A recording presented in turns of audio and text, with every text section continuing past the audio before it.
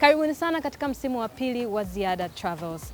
Kwa bahati mbaya, msimu huu haujaanza kama vile tulivyokuwa tunaotarajia kwa sababu ya janga hili kubwa ambalo limeikumba dunia la ugonjwa wa corona. Kipindi hichi basi ni maalum kwa ajili ya kuangazia na kuangalia athari za coronavirus hususan katika sekta hii ya utalii. Naitwa Ziada Abeid na hii ni Ziada Travels. Karibuni sana.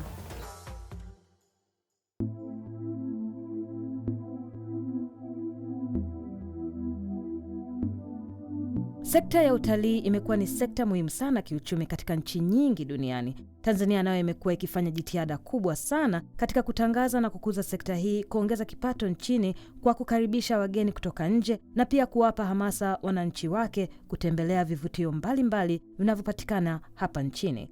Lakini kwa sasa janga hili la kidunia limesababisha nchi nyingi kufunga mipaka yake kama njia mojawapo ya kudhibiti maambukizi ya virusi vya korona, jambo ambalo linatoa hofu kubwa na pengine hata kusababisha uchumi wa nchi kuathirika. Nimeongea na Bipuja Lalji, mkurugenzi wa Rickshaw Travels na pia ni Honorary Secretary wa TASOTA, ikimaanisha Tanzania Society of Travel Agents. Hi Ziada, thank you so much for having me on your show. It is absolutely fabulous. How hard has COVID-19 or the coronavirus pandemic affected, the day-to-day of not only Rickshaw, but TASOTA as well? It's probably the worst hit that I've ever seen in my career. I've been in this business for 19 years now.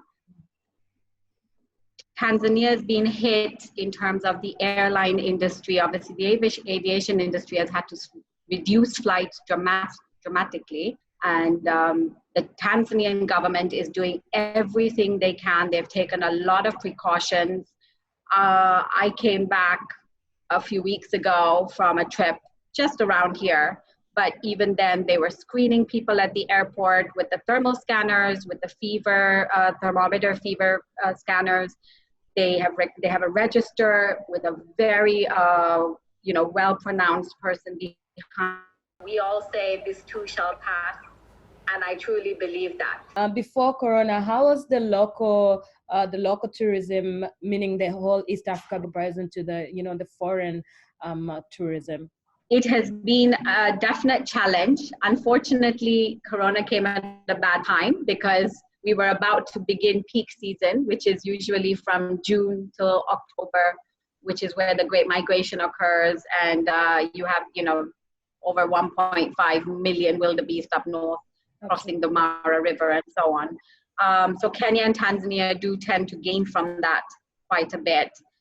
We are actually within the airline and tourism industry, we contribute to 20% of the GDP for Tanzania, as per the last statistics that have been recorded. So it is a large chunk of change, so to speak.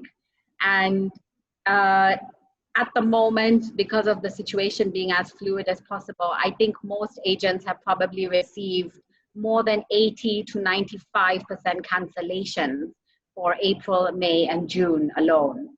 And this is just from people we're speaking to within the industry. Tanzanians who haven't seen their own country, and this is what I know you always encourage in your show with people, is for everyone to go out there and see. We have the most beautiful places on earth. We have the Ngorongoro Crater, we have Mount Kilimanjaro for the adventurous. We have all the different national parks, which has everything from a lake to a mountain to a hill to savanna on it. And we have down south, we've got Selous and Ruaha with the greatest bird life and nature walks that you could possibly imagine. So we've got Udzungwe, we've got the western part of Tanzania, Lake Tanganyika. So I will encourage, we are still as Rickshaw promoting domestic tourism. We're still selling promoting all the domestic packages, obviously not outbound, but anything inbound. And we've spoken to lodges and suppliers and so on. Everyone has been super supportive in terms of decreasing their rates, especially for Tanzanian citizens. Park fees are much cheaper for citizens to travel in within East Africa in general. So I think this is a great time for domestic tourism with residents to happen. you would, I mean, how many people will go and say they went to the crater and they only saw a couple of cars around them, where normally in peak season you would see 50 vehicles around them. So this is a great time to go out and explore the country that we live in. Just out of curiosity, have you seen anything as big as COVID-19 before? I mean, being an expert, being in this industry for 10 years plus. Well, there was SARS and there was MERS, and there was obviously the financial crisis, in the late 1980s and early 1990s. But no, I'm going to say a very simple no. We've never really seen anything like this. I think the biggest factor here is the spread. It's how fast it can spread to other people. How do you foresee traveling after coronavirus? I feel as soon as this virus touches down, it may take a little while for people to gain confidence in getting out there again. But I think it's going to go out like a bang. We will recover from this. And everyone who needs to keep their head above waters will keep their head above waters. I mean, we still have a lot of positivity. And, there's a reason for everything. And I truly believe that this encourages people to look at people. It looks at yourself as a human being. It's not just about an industry or about financial gain. No country is talking about any of their problems at the moment other than this virus. So it means those problems are really not as important as something like this. And I think we all need to remember that when we come out of it. But I do believe travel will go tenfold. People will be traveling all over the place, because when you've been cooped up in a place for a long time, your shelter comes out and then the sun is like shining. So it's like rainbows. So I believe that we're going to have a big jump in the travel and tourism industry globally. But there are those who are really eating to travel at the moment. What do you tell them? What tip or hack or advice you can give them? So if you are happy to do exclusive safaris, for example, I know a lot of tour companies are doing the same thing, but we, for example, in the north with our vehicles, they're disinfected before and after every single trip. The drivers and the guides all wear masks and gloves accordingly. That we've taken every single precaution that we can. And as long as you're not exposed to it, which is a less likely chance that you are in the wild, to be honest, because where there's less people, you're not going to be exposed. So going out into the bush and exploring your country is the best thing you can do. I'm not going to suggest going into water or going diving in Lake Tanganyika at the moment, but definitely going into Salou, into Ruaha, in the non-rainy season, of course, because it's going to be closed soon, as well as going up north to Serengeti, to the crater, going up, hiking up Kilimanjaro. I mean, this is the cleanest air that you could possibly find right now. And travel by car, maybe not if you don't want to take the public transport or you don't want to take local airlines because of the distance between people. Drive. I mean, we have beautiful infrastructure, beautiful roads going up everywhere. Go and see the country. It's absolutely amazing. All right, thank you so much. Thank you so much. And you are amazing, and your show is super amazing. So thank you. Oh, lovely. Thank you so much. Takwimu zinaonyesha ya kuwa mpaka mnamo mwaka 2018, Tanzania ilikuwa na ongezeko la watalii milioni 1.5 kutoka milioni 1.3 mnamo mwaka 2017. Sekta ya utalii imetoa ajira kwa watu takriban milioni 1.3. Lakini kwa sasa kuna ongezeko kubwa la watalii wengi kusitisha safari hizo, hasa kwa wasafiri wa anga. Na kuanzia mwezi April, ndege nyingi hazitofanya safari zake za nje na kwa nchi nyingine hata zile za ndani. Je, kwa sekta ya anga, wadau wanazungumziaje athari hii? Nimeongea na Bwana Patrick Mwandri, mkurugenzi wa Precision Air, kufafanua zaidi. Kwa jina naitwa Patrick Mwandri, ni mkurugenzi mtendaji wa shirika la ndege la Precision Air. Shirika ambalo limekuwa hapa nchini kwa zaidi ya miaka 26 sasa, tukitoa huduma za usafiri wa anga ndani ya nchi na nje ya nchi, especially Nairobi na Entebbe. Tangu kuibuka kwa ugonjwa huu wa corona, hii imewaathiri vipi zaidi upande wenu? Kwa kweli madhara yake ni makubwa sana. Kama unavyoona katika nchi za wenzetu, kuna mashirika ambayo tayari wameshafunga safari zao. na wanajaribu kuangalia kwa mbele ya safari nini kitatokea. Na kwa hata hapa kwetu kufungwa kwa mashirika mengi kuja kufanya shughuli zao hapa nchini nayo yametuathiri kwa kiasi kikubwa sana. Kwa mfano kama sisi tulikuwa tuna ndege karibia 7 kwa siku kutoka Arusha na Kilimanjaro kwenda Zanzibar. Zote zile tumezipunguza, zimebaki kwa ndege 3. Kwa hiyo unaweza kuona kwamba hiyo magnitude ni kiasi gani, na capacity ya ndege zetu ni kama abiria 70. Kwa hiyo ukifanya tu 70 mara hizo ndege 7 kwa siku 7 za wiki, na sasa unaenda mara 3 na bado wale watalii hawapo, unaweza kuona kwamba ni impact kubwa gani umepata katika hiyo sekta moja tu ambayo tunaiona kama precision, na hili ni jambo ambalo linabidi mkabiliane nalo. Kwa hiyo opinion, mmejipangaje? Ya kwa sisi kwa mfano kwenye mambo ya biashara, nafikiri kuna watu tunaita, kuna kitu kinaita clientele. Kuna watalii, kuna wafanyabiashara, kuna sekta watu wa sekta binafsi ambao wana taasisi binafsi, kuna watu ambao wanatembelea marafiki, tunaita visiting friends and families. Kwa kuna sectors ambazo kweli sasa hivi hazitarudi kwenye kutumia usafiri wa anga, lakini kuna sekta ambazo bado zitaendelea kuwepo. Kwa mfano wafanya biashara, hamna mtu ambaye atasema kwamba mimi nitaacha kusafiri, nitaacha kufanya biashara. Ina maana huu ugonjwa utakapopungua, ina maana wale watu watarudi bila nani. Kuna watu ambao watakuwa wanarudi labda mashuleni, wanarudi makazini. Wale tunatarajia bado wataendelea kuwepo. Yes, ni kweli soko limepungua, lakini kuna wale wachache ambao bado watakuwa wanahitaji zile huduma za anga. Kitu kikubwa ambacho tunakiona kwamba wanachosema kwamba usafiri utarudi, kwamba ile tourism nadhani haita peak mpaka after 15 months kutokea sasa hivi. Lakini yote haya yanaweza kubadilika. Kwa sababu hulka binadamu ni kwamba wanataka kupata ile assurance kwamba nitakaposafiri kwenda mahali pako salama, basi mimi naweza nikamit zile obligations zangu. Kwa hiyo tunatarajia sana, kwa jinsi ninavyoona trend, wanasema watu wakae ndani ya siku 20 mwezi wa Aprili. Kwa hiyo na sisi matarajio yetu makubwa sana, huenda ndani ya mwezi wa 4 masuluhisho yatakuwa yamepatikana kuhusu ile janga, na tunaomba sana iwe hivyo, kwa sababu baada ya hapo kusema kweli hata sisi hiyo uncertainty hatuwezi kuizungumza. Inaweza ikawa mbaya zaidi, lakini pia inaweza ikawa ni kitu ambacho kikawa ni kizuri zaidi. Na siku zote tunaamini sisi kama shirika la ndege la Precision ya kwamba inapotokea jambo kama kuna opportunities ambazo zitakuja kutokea hapo. Labda inawezekana sasa pia ni kipindi cha sisi wenyewe kureform. Absolutely. Hata operations kuangalia sasa, kulikuwa kuna vitu labda tulikuwa tunafanya ni excess. Kuna staff ambao labda tulikuwa tunakaa nao, labda walikuwa wako redundant, lakini tulikuwa hatuoni.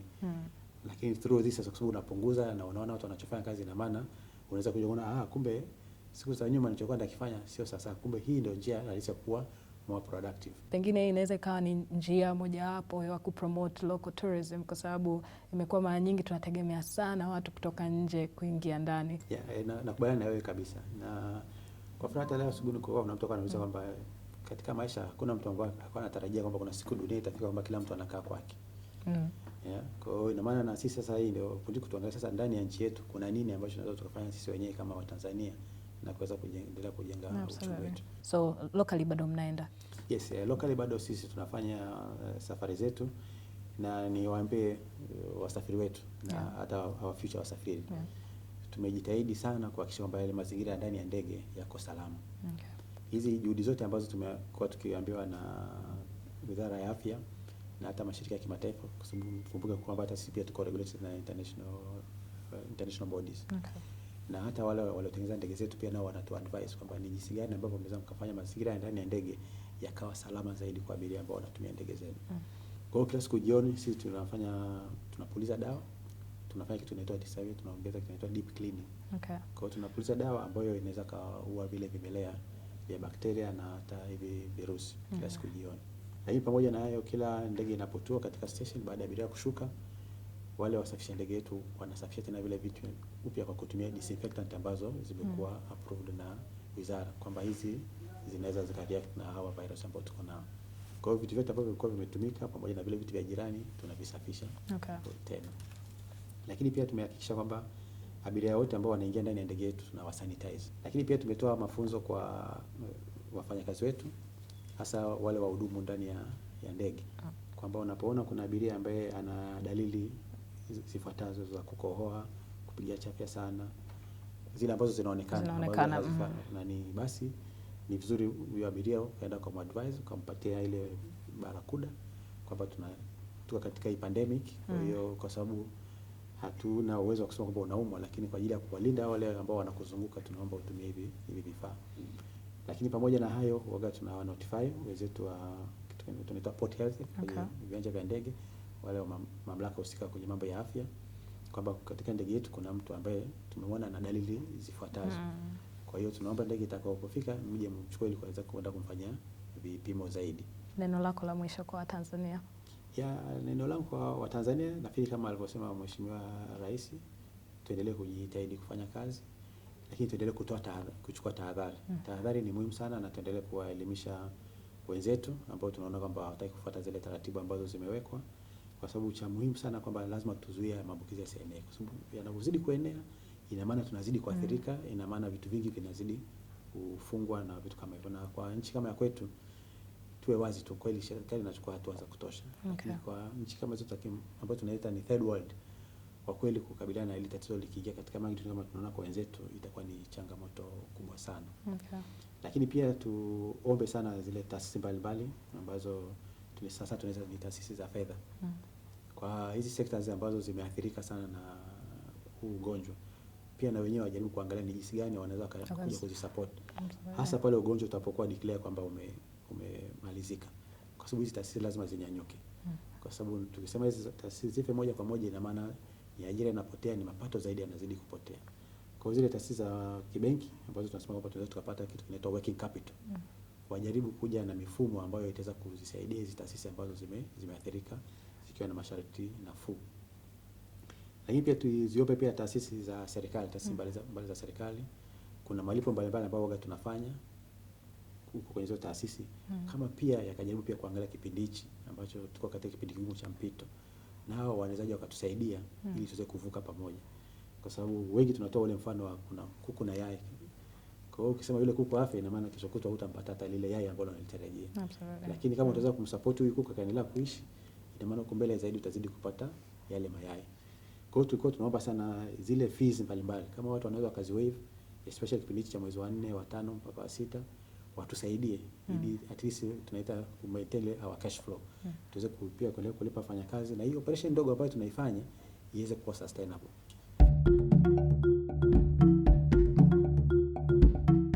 Mpaka sasa tumeona sio tu usafiri wa anga kuathirika, bali sehemu za starehe na hoteli nyingi aidha kupungua kwa wateja ama kufunga kabisa kutokana na janga hili la korona. Na hali hii katika sekta ya utalii imetabirika kuwa hivyo kwa takriban miezi 10 kabla hali haijarejea kawaida.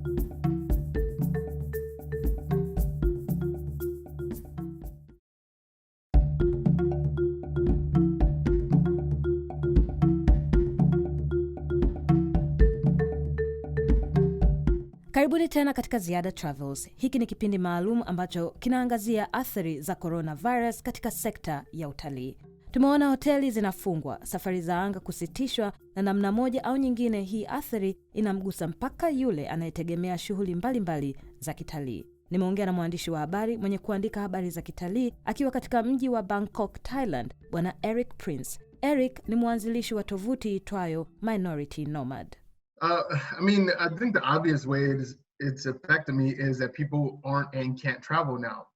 That's my bread and butter. That's what I do for a living. I travel the world, take pictures, and talk about it. That's what I do. But also, it's opened up another conversation in the travel journalism space that many of us have been discussing for years. I also include travel influencers, bloggers, YouTubers, Instagrammers in the travel journalism space. And something that we've been, those of us who've been around 10, 11, 12 years, even longer, 20, 30 years, we've been preaching, you can't rely on one form of income anymore, particularly when the travel influencer industry has become so saturated now. You have to diversify your sources of income. And I think this is going to open up a lot of creative ways for people in the travel space to make money, doing guides, coaches, actual photo walks, tours. Have you guys seen anything as big as coronavirus? There has been nothing as big as coronavirus that's had this kind of impact on travel. Outside of September 11th and the recession, that's about it. Those are the only things that are even close to being this comparable. You had SARS and other pandemics, but they did impact globally. They were isolated. Natural disasters tend to be isolated. Terrorist attacks tend to be isolated. Now, being in Bangkok, how is the atmosphere there right now? But honestly, the energy here is it's Thailand. But I also think it's a cultural difference. I'm American. So the way we react to any form of restriction of what we believe are rights, we react violently to it. We react skeptical. We're very skeptical of control. In Thailand, that's not the case. Thai people tend to respect authority. From the teacher all the way up to the prime minister, there's a respect for authority here. So if the authorities say you have to self-quarantine, then people are going to self-quarantine. Granted, you do have a few people who are doing things they shouldn't be doing here, but it's not even close to, you don't have people going on spring break or everybody's going to rock climb. That's not a thing here. The closest thing you'll see to that is a few people getting together at a roadside bar they built. It's just not really, people respect it. People really understand the dangers. Also, there's a little bit of a fear here because of the economy. So Thailand has been, this was probably one of the worst things that could have happened to Thailand. First off, the currency was extremely high the past 2 years. The baht was, I want to say, the past 2 years, it's the strongest currency on the planet in the past 2 years, which has made Thailand extremely expensive when compared to what it was before. Now, from an American perspective, Thailand is still very inexpensive. I mean, even some of our cheaper cities are still more expensive than Thailand. Well, Bangkok, excuse me. Then you had Chinese New Year, which is high season, which is in the middle of high season. High season starts around November here. When Chinese New Year hit and then the ban happened, it was devastating, just that alone. So now people have no idea what they're going to do. Non-essential businesses are closed, but you can still go out. But overall, it's a lot of people don't know what's going to happen tomorrow because a lot of people live hand to mouth there. Where do you see traveling after coronavirus? Well, I mean, it's going to be a lot cheaper. That's for sure. I can promise you that. A lot less crowded. People are discussing the devastation of the travel industry, and here's the reality of it. Travel will come back. Travel will be fine. It's going to hit the peak once again. It just is what it is. And these things go in cycles. Historically, history teaches us. It goes in cycles. But we've got a good year and a half, 2 years, in my opinion, from my understanding of economics and travel. We have a good year and a half to 2 years before we see anything close to the boom that we've seen in the past 10. So it's going to be very difficult for people working in the travel space. This is an excellent time for new travelers to get ready because travel is going to be at an all-time low as far as cost and crowds for a lot of people. The economy will bounce back and people will start traveling again. But the question is going to be who can hold out long enough to wait for that. Katika kipindi hichi cha maambukizi ya virusi vya korona, nchi nyingi zimefunga mipaka na pia zimepiga marufuku kusafiri. Unashauriwa kuchukua tahadhari ukiwa unahitaji kusafiri kutoka mji mmoja kwenda mwingine. Fanya utafiti wa sehemu unayoenda na kufahamu maambukizi yakoje kwa eneo husika. Ukiwa unasafiri na gari, hakikisha unasafisha gari lako kwa kutumia sanitizers. Endelea kuchukua hatua za kuosha mikono yako kwa maji safi na sabuni na kutoshika uso, pua, macho au mdomo. Epuka kuwa karibu na mikusanyiko ama makundi ya watu. Na ukipata dalili zozote wakati uko safarini, basi kwanza jitenge na kisha wahi kituo cha afya kwa uchunguzi zaidi au piga simu namba 0800110124 au 0800110125 bila malipo.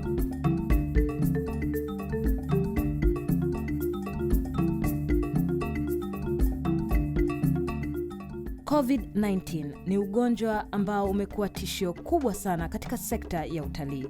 Bloggers, wapiga picha na content creators hapa nchini wenye kujihusisha na shughuli za kitalii wanazungumziaje janga hili? My name is Justa Lujongana and I'm the founder of Curious in Tanzania. A lot of our guests who booked from last year, they were looking to start traveling this March all the way to, let me say, by now until people in August. Some of our clients have canceled their trips, and we have talked to them through the whole experience, but they decided to kind of like hold back to see what's going to happen next. And then we have a lot of clients who actually were like, you know what, I really wanted to go to Tanzania and my dream is to go and I was ready, so I'm just going to postpone it for like another date. When everything becomes a little bit safer, then we could be able to kind of like reschedule and go. With now the hotels, I have to reach out back to all of them and tell them, hey, these guests are not going to come, but although I promised them already, but of course they know the conditions, so they cannot be able to come during that time. With our social media, we share various stories from our guests who have visited previous years. So like every Tuesdays, we'll post up like a video that showcases a journey of a certain client, so people could see themselves in there. And this is kind of, it's also, in a means you could look at it as virtual tours. So somebody is taking a journey through their to the other person's experience and kind of like seeing themselves there. Communicating one-to-one with my future clients or even my past clients and checking up on them and seeing how they're doing, which is very helpful in terms of like relationship building. So like I am just working on just being a person. When things subside and when things go down a little bit, I think everybody is ready to go out and connect. Somebody within the travel industry, this is the perfect time to be able to speak to your audience and share your company story and share your journey.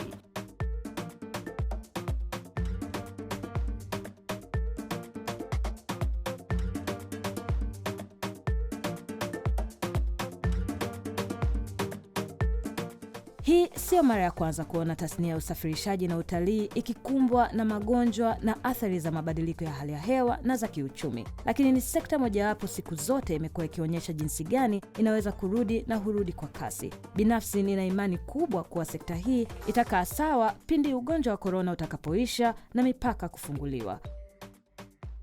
Kwa sasa basi, katika harakati za kusaidia sekta hii, hakikisha ukisitisha safari yako usiifute kabisa na kudai kurudishiwa fedha zako, bali peleka tarehe ya safari yako mbele. Na pia tuanze kuangalia vivutio vya hapa nchini ili tuendeleze uwepo wa utalii wa ndani. Unaweza kuwasiliana nami kupitia mitandao yangu ya kijamii ambayo ni Instagram, YouTube au Facebook. Tafuta Ziada Travels, au kama una swali lolote kuhusiana na utalii, niandikie kupitia ziadatravels@gmail.com. Mpaka kipindi kijacho, naitwa Ziada Abeid. Hii ni Ziada Travels. Natakia jioni njema.